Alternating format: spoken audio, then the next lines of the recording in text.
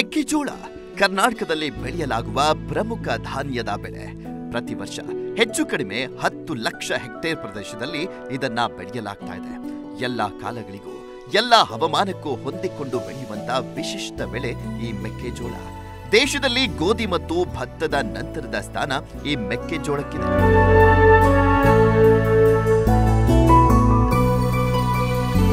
ಮೆಕ್ಕೆಜೋಳವನ್ನ ಕರ್ನಾಟಕದ ವಿವಿಧ ಜಿಲ್ಲೆಗಳಲ್ಲಿ ಬೆಳೆಯಲಾಗ್ತಾ ಇತ್ತು. ಅದರಲ್ಲಿ ಬಳ್ಳಾರಿ ಮತ್ತು ವಿಜಯನಗರ ಕೂಡ ಒಂದು. ಈ ಜಿಲ್ಲೆಯಲ್ಲಿ ವರ್ಷದಿಂದ ವರ್ಷಕ್ಕೆ ಬೆಳೆಯ ಕ್ಷೇತ್ರ ಹೆಚ್ಚಾಗ್ತಾ ಇರುವಂತದ್ದು ಅಂಕಿಅಂಶಗಳಿಂದ ಕಂಡುಬಂದಿದೆ.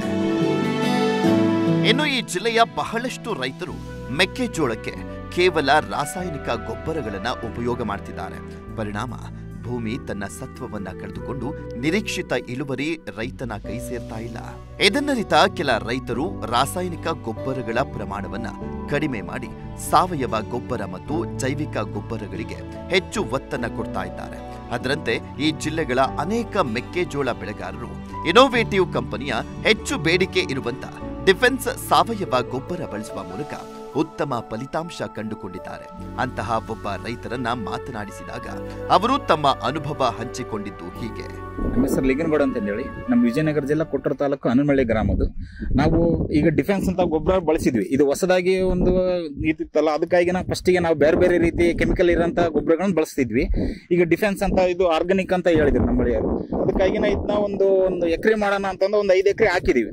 ಈಗ ಅದಕ್ಕೆ ಆ ಬೆಳೆಗೆ ಈ ಬೆಳೆಗೆ ನೋಡಿದ್ರೆ ಒಳ್ಳೆ ರಿಸಲ್ಟ್ ಇದೆ. ಒಳ್ಳೆ ಈಗ ಇದು ನೋಡಿದ್ರೆ ಈಗ ಬೇರೆ ಆರ್ಗಾನಿಕ್ ಇದ್ರ ನೋಡಿದ್ರೆ ಸ್ಮೂತ್ ಆಗಿ ಒಳ್ಳೆ ಚೆನ್ನಾಗಿ ಬಂದಿದೆ ಎಲ್ಲಿ. ಅದೇ ರೀತಿ ಇದನ್ನ ನಾವು ಬರೀ ಇನ್ನು 1 ತಿಂಗಳಾಗಿದೆ ಬರೀ ಹಾಕಿ. ಈಗ ಒಳ್ಳೆ ಚೆನ್ನಾಗಿ ಬಂದಿದೆ ಬೆಳೆ ನೋಡಿದ್ರೆ. ಈಗ ಅದು ಕೆಮಿಕಲ್ ಇರೋ ಇದನ್ನ ಹಾಕಿದ್ರೆ ಸ್ವಲ್ಪ ಇದು ಜಾಸ್ತಿ ಹಚ್ಚ ಹಸಿರು ಕಾಣುತ್ತೆ, ಅದು ಕಡಿಮೆ ರೀತಿಯಾಗಿ ಕಾಣುತ್ತೆ. ಅದೇ ರೀತಿ ಈಗ ಇದು ಹುಳದ ಬಾಧೆ ಸಹ ಅದು ಕೆಮಿಕಲ್ ಇದ್ರನ್ನ ಹಾಕಿದ್ರೆ ಹುಳದ ಬಾಧೆ ಜಾಸ್ತಿ ಆಗುತ್ತೆ. ಇದು ಆದ್ರೆ ಹುಳದ ಬಾಧೆ ಈಗ 90% ಇದು ಕಮ್ಮಿ, ಆದ್ರೆ ಇದುವರೆಗೂ ಹುಳದ ಬಾಧೆ ಕಂಡೇ ಇಲ್ಲ. ಈ ರೀತಿ ಇದು ಡಿಫೆನ್ಸ್ ಗೊಬ್ಬರದಿಂದ ಬಹಳ ಚೆನ್ನಾಗಿದೆ. ಈ ವರ್ಷ ಬರೀ ನಾವು 5 ಎಕರೆ ಟೆಸ್ಟ್ ಮಾಡಿದ್ದೀವಿ. ನೆಕ್ಸ್ಟ್ ಮುಂದಿನ ಸಾರಿ ಈಗ ಒಂದು 15 ಎಕರೆ 20 ಎಕರೆ ಇದೆ, ನಮ್ದು ಒಂದು 20 ಎಕರೆ ಲೆಕ್ಕಕ್ಕಿದೆ. ಅದನ್ನ ಪೂರ್ತಿ ಇದನ್ನ ಮಾಡೋಣ ಅಂತಂದು ಸ್ಕೆಚ್ ಹಾಕಿದ್ವಿ. ಯಾಕಂದ್ರೆ ಇದು ಭೂಮಿಗೆ ಫಲವತ್ತತೆ ಜಾಸ್ತಿ ಕೊಡುತ್ತೆ. ಅದೇ ರೀತಿ ಎರೆಹುಳು ಇದಕ್ಕೂ ಚೆನ್ನಾಗುತ್ತೆ. ಈಗ ನಾವು ಕೆಮಿಕಲ್ ಹಾಕಿ ಎಲ್ಲ ಭೂಮಿ ಫಲವತ್ತತೆನ ಕಳ್ಕೊಳ್ಳುತ್ತೆ. ಅದಕ್ಕಾಗಿ ಡಿಫೆನ್ಸ್ ಗೊಬ್ಬರ ಹಾಕಿ ಇದನ್ನ ಬಳಸಿದ್ರೆ ಇನ್ನೂ ರೈತರಿಗೆ ಬೆಳೆನೂ ಚೆನ್ನಾಗಿ ಬರುತ್ತೆ, ಭೂಮಿಯೂ ಚೆನ್ನಾಗಿರುತ್ತೆ.